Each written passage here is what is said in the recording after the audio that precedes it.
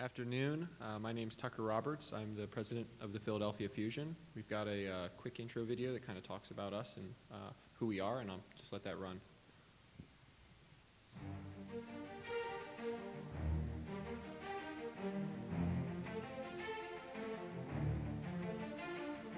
Comcast Spectacor is proud to bring the Fusion to the Overwatch League and the city of Philadelphia. Ever since Ed Snyder founded the company, Spectacor has been building teams that compete at the highest level. Every season, we've given fans something to get excited about, without exception. If you want to trust the process, you should look elsewhere. Philly sports fans are notorious for being rowdy, booing, and I expect Philly esports fans to be even more hardcore. That passion and love for the game is what sets this city apart. We understand the types of teams that Philly fans fall in love with, and we've built our roster to match that same spirit. Hard work, dedication, and passion are the foundation for everything that we do. Speaking of the roster, we've assembled a formidable lineup from 9 different countries. Obviously, we've got some skilled DPS players and big names, but I think some of our best assets are hidden gems that most fans haven't seen yet. We built the Fusion to compete right out of the gate, but believe that's just the beginning. Using the data that Blizzard provides us, our coaches can further player development. If you aren't following BZ on Twitter already, you should. He's our senior analyst and has great insights on the state of the game. While the league is starting here in LA, we're planning on hosting a lot of events and viewing parties back home. Tune in January 11th to watch us take on the Houston Outlaws. Our team might even be there.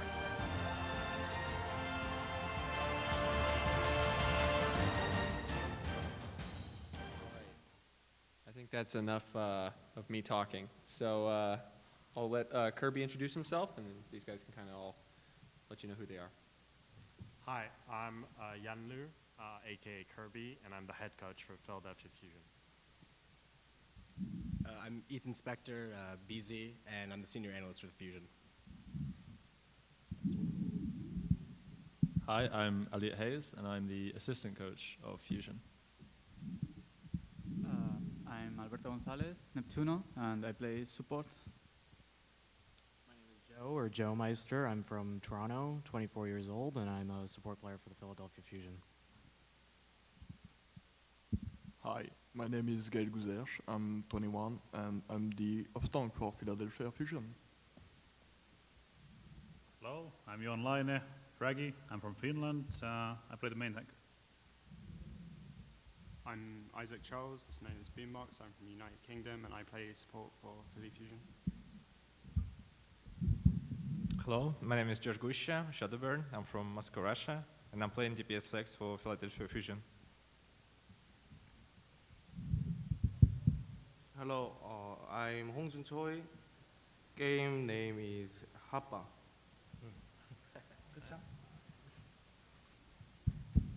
Hello, my name is Jaehyuk Lee, and my tag is Carpe. I'm DPS player. Hello, my name is Dave Fry. Your name is Jonghan Pa. I play supporter.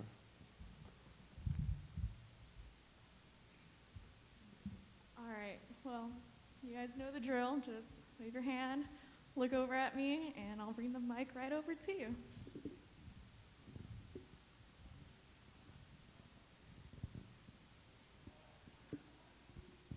Hi guys, Sean from the competitive Overwatch subreddit. You were notably missing during preseason, as you joked about at the end of your video there. Do you guys feel like that gives you an advantage over the others because you've all seen them play, or do you think you're at a disadvantage?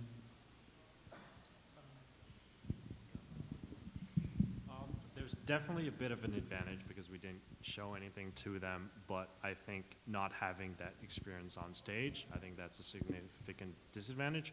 So there's some pros and cons there. I don't think it falls necessarily on one side of that.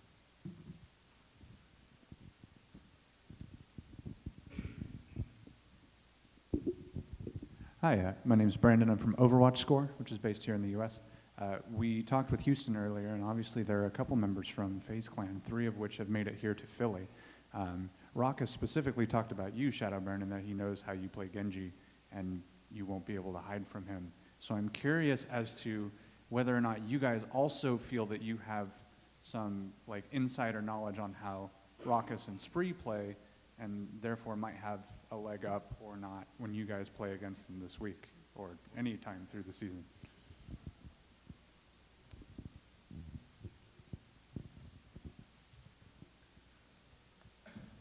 Yeah, we played like together for a really long time, so we got used to each other. We know like weak sides and strong sides of each other. So I think it's gonna be a really interesting game, and I think we're gonna surprise them. I think.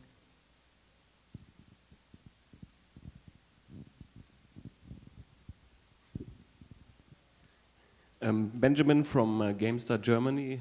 Many of the teams live together, the team members live together in a gaming house, as I call it often, but others, every team member has their own apartment or so.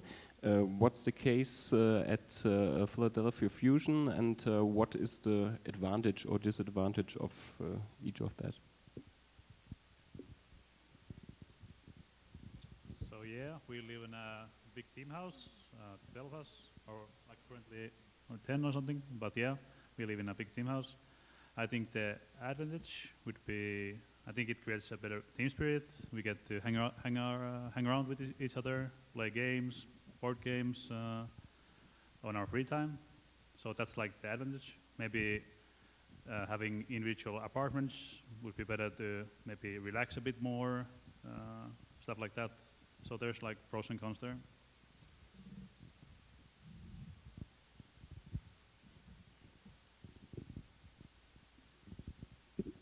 Hi there, Adam with Action Esports. So because we didn't really get to see you play during the preseason, I'm just curious, what would you have us expect going into your first games this week? What can we expect to see? Who do you believe is really going to shine through based on your practices that you've had? Well, I don't think we're necessarily at 100% of what we can do, but I think that applies probably to like most teams around the league. So we're going to keep things pretty simple for now and expand on that throughout the season. But we think we have a lot of skill throughout our roster, and we think that's probably going to be enough for the start. Maybe a follow-up to that, Dennis from Winston's Lab. Many teams experienced a lot in the preseason. Will that be the case for you? Will you experience a lot? Will you switch players a lot around at the start, or do you have like a set roster from the start? I think during the preseason that was mandated by the league, and that's not something we need to do during the actual season. I think there's value in switching players around, and obviously we're looking into that, but that's more of a throughout the season type thing than just right now.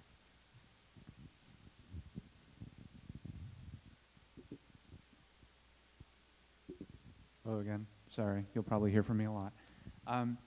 As far as gelling together as a team on the field, obviously there's plenty of things you guys can do, and I'm sure the answer to that is most likely practice a lot. But out of game, what have you guys been doing to gel more cohesively as a unit made up of very disparate parts? Okay.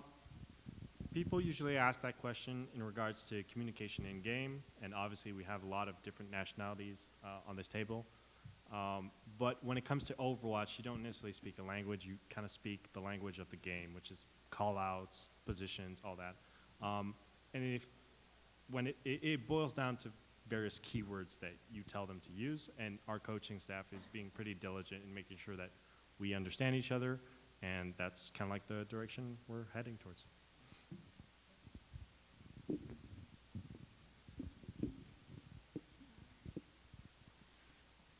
Any other questions?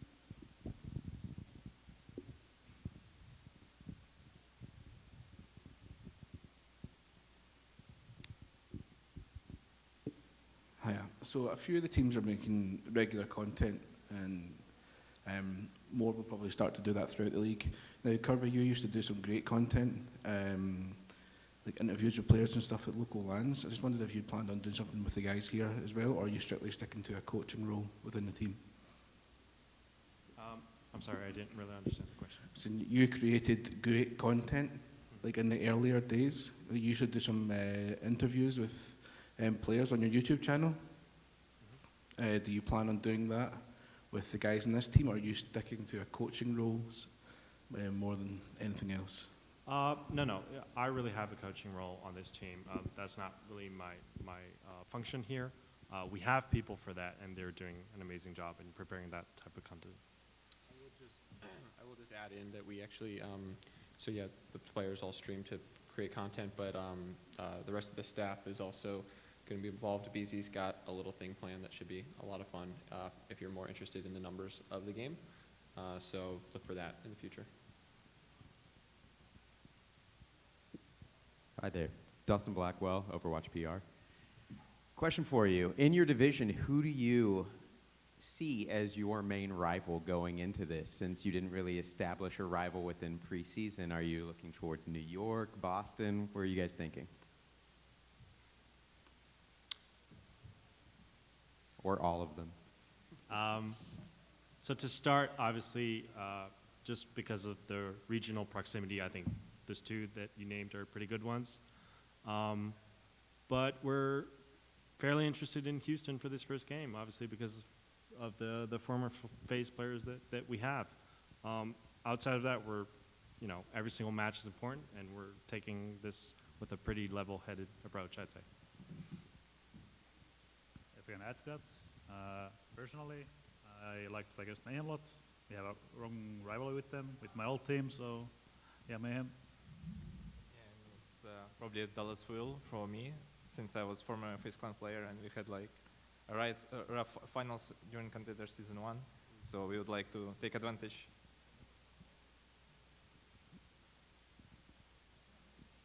Hi there, Adam with Action Esports again. So as you mentioned in the video, Philadelphia is full of very, very passionate, intense fans. What plans do you have to engage with that fan base while you're still based here in LA? Well, Thursday night we've got a viewing party for the match to start, but that's just the tip of the iceberg. There's going to be all sorts of fan outreach events to look forward to, and we're looking to do a lot with bringing these guys and getting them familiar with the city. I think that's one of the toughest things about being out here in LA is not getting to connect with your fans. So we're going to try and do as much as we can to foster that connection and get these guys out there.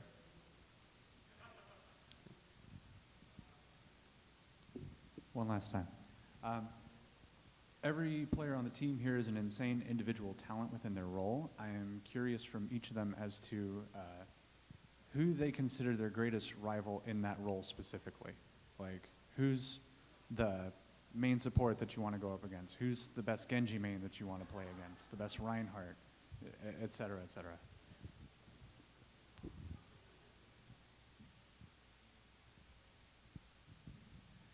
I guess I can start off translating and stuff.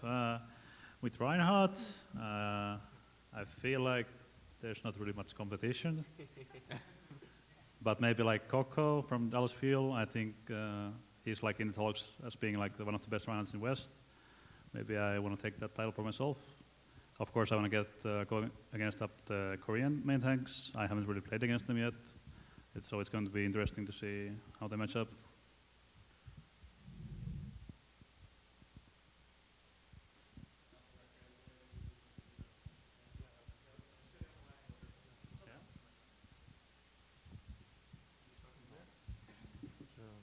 전 카리브 선수와 가장 한번 붙어보고 싶습니다. He really wants to play against Kirby. Yeah.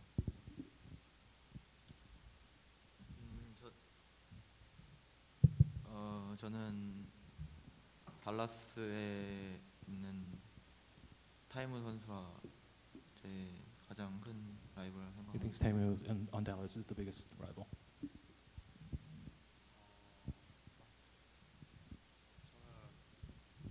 서울의 줌바 선수. Zumba on Dynasty. I would say for me, as a Genji player, I think I'm excited to play against Korean Genji players. I don't know much. I didn't play like a lot against them, so I'm pretty excited, and I would like to know their like game style. Maybe learn something from them. Maybe like teach them even. For me, it's probably Jonak, because he's the Zenyatta player with a lot of hype, so I guess that's For me, it's like Hotbar. I really want to play against Zomba. I don't really have a rivalry, I guess, with other support players, but I guess other support players that I really respect that I'd like to see myself do well against would be the Seoul Dynasty support players and I guess the Outlaws support players as well. I think for me it's Toby. Like I think he's the best Lucio probably, and that's the one I want to play against. No? What? What do I have to say? We don't play. If that was We're coaches.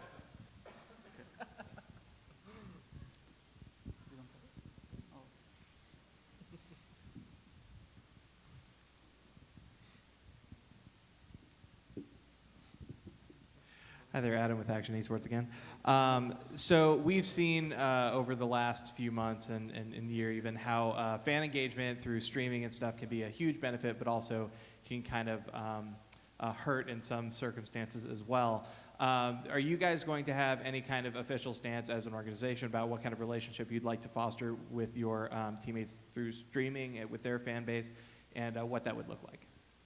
Yeah, we've launched our Twitch page, and we're going to be broadcasting all of our guys when they stream. We're going to be trying to be better about getting everybody on stream on schedule, and we'll be releasing that to our fans so that they know when to tune in. And I think streaming is a key differentiator with esports versus traditional sports for a way for fans to engage with the team and with the players at a close level. And so we're going to do everything we can to foster that. So this is for ShaDowBurn mainly. You lived in Russia and played on NA servers a lot, like a long time, and now you're finally here. Do you think that playing on low ping now gives you an advantage or maybe even a disadvantage on Genji mainly? Yeah, I would say it's a big advantage for sure. I feel like when you like practicing on high ping, it makes you more consistent. So whenever you switch on low ping, it's like really like your game style is not changing, but you're really consistent.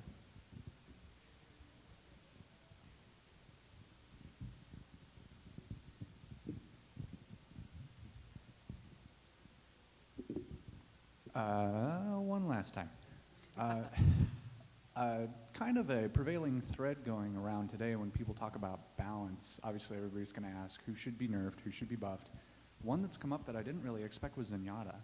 So for the support players here, do you think Zenyatta right now is too strong or too weak or needs to be changed in some way? Particularly Boombox, but anybody, please, if you have opinions on that, let me know. I personally think it needs to be buffed, but I'm not really that biased. But I mean, I like the state of the game currently, so I don't really mind what's buffed or nerfed. I can speak to that a bit as well, I guess. I think a lot of the reason why Zenyatta might seem extremely strong right now is because Mercy enables that a lot. It's much easier to keep your Zenyatta alive as a Mercy rather than a Lucio. So in that sense, it's kind of hard to tell right now whether Zen needs to be nerfed or buffed, I guess. But maybe with the Mercy changes coming in, we'll have a better idea of what to do with Zenyatta. I think right now Zenyatta is really broken, and you should play it every game mostly, and it's mostly because like you help your tanks to pressure the enemy tanks so easily, and it's so easy to create space with Zenyatta, and it makes so much pressure that the enemy team is forced to kill you, and the ultimate is really strong. Either it's so easy to farm it, so it's kind of OP right now.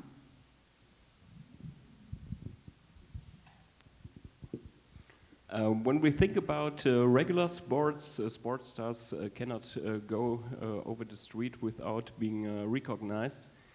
So how is it for you? Do you meet people that recognize you and, well, you're the player from Overwatch League? So not yet too much. I hope it maybe changes a little bit more later in like gaming-oriented conventions and so on. It happens, but not so much on the street. Sometimes it happens on the street even, like, but it's like really rare. All right, we have time for one last question, or translator. Did they have any thoughts? No?